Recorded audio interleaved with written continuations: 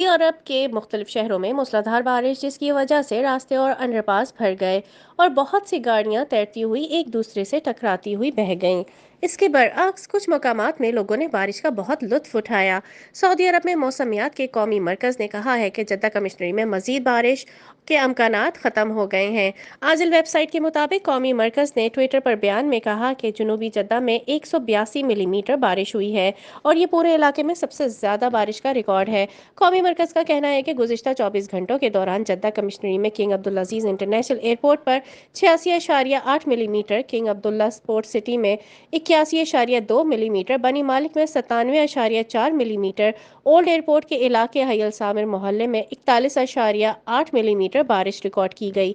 जनूबी जद्दा में 182 मिलीमीटर, अल-फैसलिया में 47 मिलीमीटर, अल जामिया में 85.8 मिलीमीटर, बल्दिया में 85.2 मिलीमीटर और बुदरा में 44.4 मिलीमीटर बारिश हुई है। इसके अलावा अजी कौमी मरकज़ के तर्जुमान हसन अल कहतानी ने सऊदीया चैनल से गुफ्तगू करते हुए कहा कि जद्दा में शदीद बारिश से बेशतर इलाके मुतासर हुए हैं।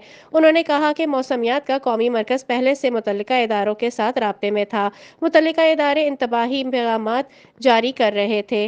पेशगी इंतजामात के बायस बारिश के तबाह कुन असरात पर बड़ी हद तक काबू पा लिया गया है।